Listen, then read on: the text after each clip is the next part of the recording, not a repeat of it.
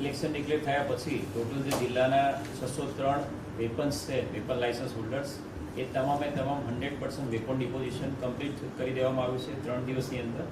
Total 16મી માર્ચથી અત્યાર સુધીમાં 7275 લોકો વિરુદ્ધમાં અટકાયતી પગલાં લેવામાં આવ્યા છે.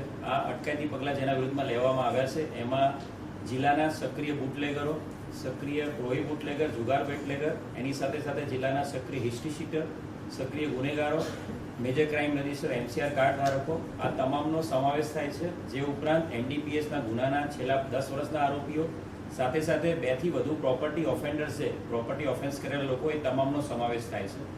આ જે 7275 અટકાયતી પગલાં છે એની અંદર પ્રોહી 93 અટકાયતી પગલાં 1500 જેટલા લેવામાં આવ્યા છે. અને આ પ્રોહી 93 અટકાયતી પગલાં લીધા પછી કોઈ આરોપી દ્વારા જો પ્રોહિબિશનનો ગુનો કરવામાં આવે છે તો એવા 100 થી વધુ લોકો વિરુદ્ધમાં CRPC 122 મુજબની કાર્યવાહી કરવામાં આવી છે.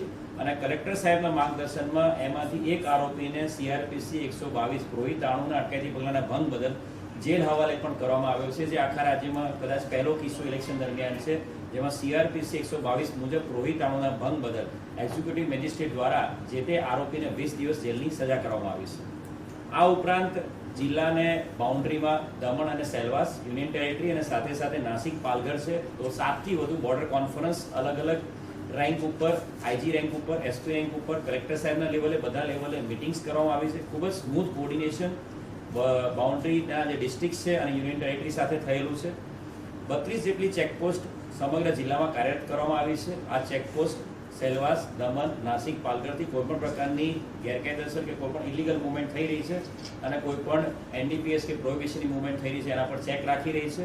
આ તમામ ચેકપોસ્ટ ઉપર અને તમામ જિલ્લામાં કુલ મળીને 2680 જેટલા 2580 પ્રોહિબિશનના કેસો કરવામાં આવ્યા છે. અને આ કેસોમાં 2,94,00,000 રૂપિયાનો દારૂ કબજે કરવામાં આવ્યો છે.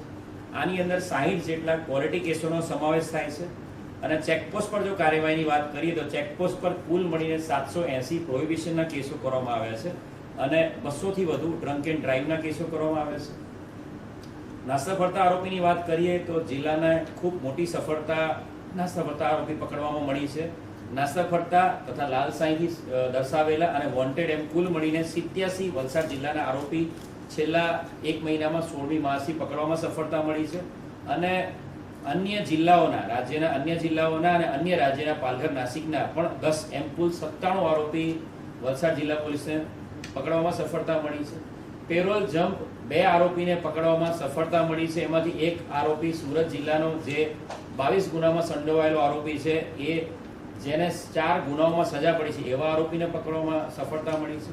અને જે નાસ્તા ફરતા પકડાયા છે એમાં એક જેલ ફરારી પાલઘર જિલ્લાનો 29 વર્ષ જૂનો મર્ડર કેસના આરોપીને પકડવામાં પણ ખૂબ મોટી સફળતા વલસાડ જિલ્લા પોલીસને મળી છે. જે એરિયા ડોમિનેશન અને પેટ્રોલિંગની વાત કરીએ તો વલસાડ જિલ્લાને કુલ 5 CAPF કંપનીઝ અને 2 SRPના સેક્શન ફાળવવામાં આવ્યા છે. જેમાંથી એક કંપની ઓલરેડી આપણને ફાળવેલી જ છે 16મી માર્ચથી.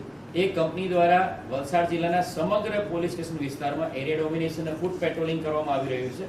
અને અન્ય 4 કંપનીઓ આજે અને કાલે આપણને મળી જવાની છે. આ કંપનીઓ દ્વારા તમામ ચેકપોસ્ટ ઉપર અને એની સાથે સાથે તમામ સંવેદનશીલ વિસ્તારો, ક્રિટિકલ બિલ્ડિંગ બુથ વિસ્તારો છે એમાં ફૂટ પેટ્રોલિંગ અને એરિયા ડોમિનેશન કરવામાં આવશે. માન્ય કલેક્ટર સાહેબશ્રીના માર્ગદર્શનમાં જનરલ ઓબ્ઝર્વર, પોલીસ ઓબ્ઝર્વર અને એક્સપેન્ડિચર ઓબ્ઝર્વર તરફથી જે પણ સૂચનાઓ મળી રહી છે એ સમગ્રતયા વલસાડ જિલ્લા પોલીસ દ્વારા ઇમ્પ્લિમેન્ટ કરવામાં આવી છે. અને કલેક્ટર સાહેબના માર્ગદર્શનમાં અને એમના સુપરવિઝનમાં જિલ્લા વહીવટી તંત્ર આગામી 7મી મહિના જે ઇલેક્શન છે એના માટે ખડે પગે તૈયાર છે.